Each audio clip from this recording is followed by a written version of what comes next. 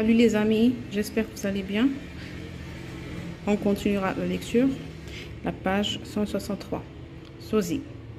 Brouhaha, 200 conversations politiques exaltées.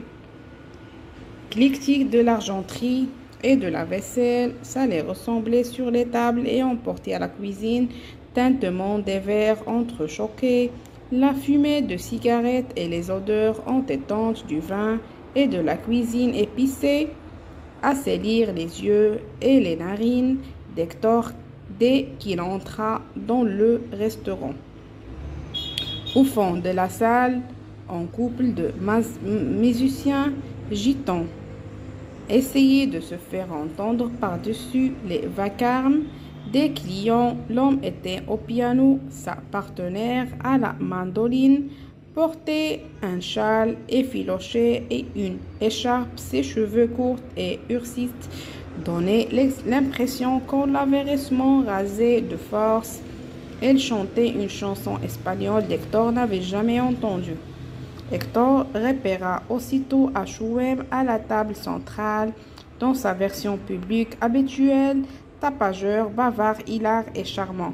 Il s'arrêta de vociférer et de rire aux éclats pour boire à l'autre que lui tendait son voisin de table, un jeune torero dissolu, désœuvré, semblait-il.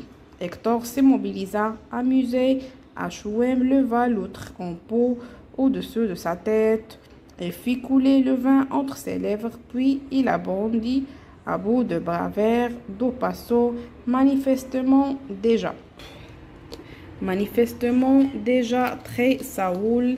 Do se pencha en arrière pour essayer de recevoir le jet de vin dans la bouche, y parvint plus ou moins, mais le breuvage éclaboussa sa chemise blanche comme il venait de recevoir une balle en plein cœur. Hector leva un doigt devant ses lèvres quand Achouem l'aperçut. Il n'avait pas envie d'être absorbé d'un bout à l'autre de la salle. Il marcha en direction de la grande table et s'immobilisa derrière une femme aux cou longues, à fin, aux épaules bien droites, aux cheveux châtains foncés coupés courts.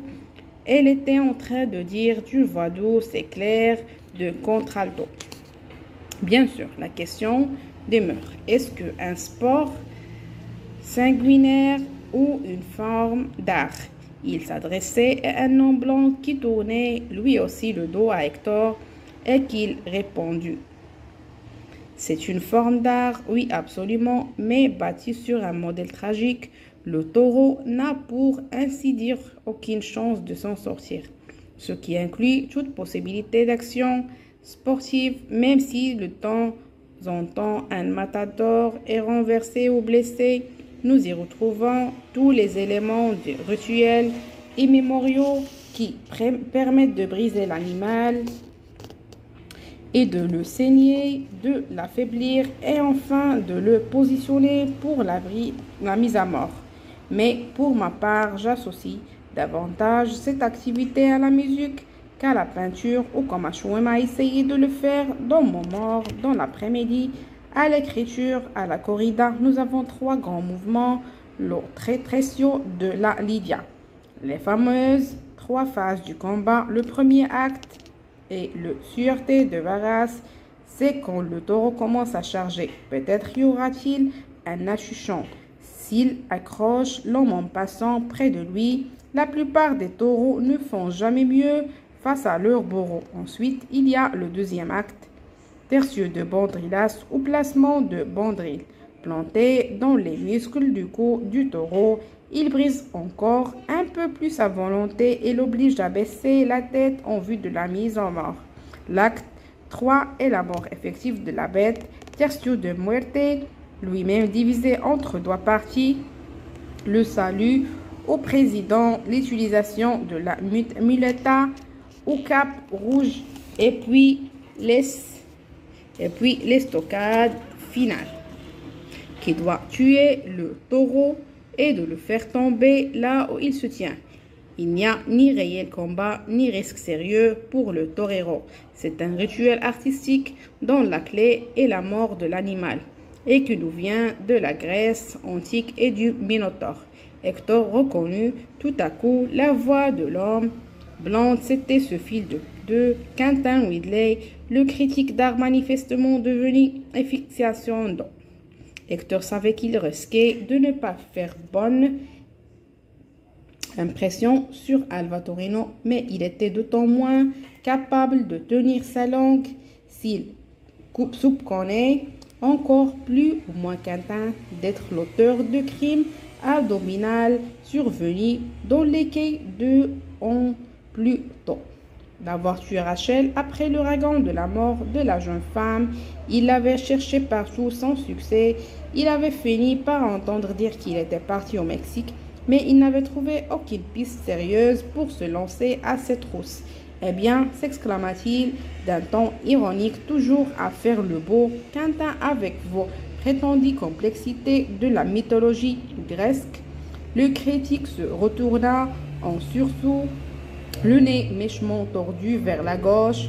Hector ne put réprimer un sourire désabusé. Cette déformation, dont il était l'auteur, donnait du caractère au visage trop parfait de cet enfoiré de critique. L'assaut, s'exclama Hemingway à cet instant, te voilà enfin. Il te leva brusquement, fit le tour de la table, agrippa Hector par le bras pour l'éclater de Quentin. Il prit aussi la main de la femme aux cheveux courts, laquelle dévisageait le nouvel arrivant d'un air intrigué. Hector eut tout à coup les lèvres sèches. Son cœur se mit à cogner dans sa poitrine, Seigneur, et cette femme était vraiment le sosie de Rachel. Seule la couleur de ses cheveux semblait-il la différencier de sa sœur. Ashouem, tout sourire, annonça « J'ai réservé une table là-bas ». Il les entraîna à l'autre bout de la salle. Dès qu'ils furent assis, il fit signe à un serveur qui accourut avec une bouteille de Rioja. Et on remplit généreusement 3 verres. Hector songea qu'il devait faire durer le sien le plus long temps possible. Il n'avait aucune envie de boire, mais il sentit ses doigts de crisper nerveusement sur le pied de son verre. Les vis comblées, on l'a vu dur, pensa-t-il. Il n'arrive pas de détacher les yeux de la quasi-jumelle de Rachel. Alva-Torino, je vous présente mon grand ami Hector l'a cité, dit Ashouem, un homme en qui j'ai confiance absolue, le meilleur allié qui puisse se trouver en cas de coup dur. Le compliment était totalement exagéré, mais Hector fut reconnaissant à Ashouem de cette introduction trop enthousiaste. Il rendit à la main. Alva la serra mollement, mais il le fixait d'un regard intense et dit soudain: on s'arrête ici et on continuera dans un prochain vidéo. La page 166.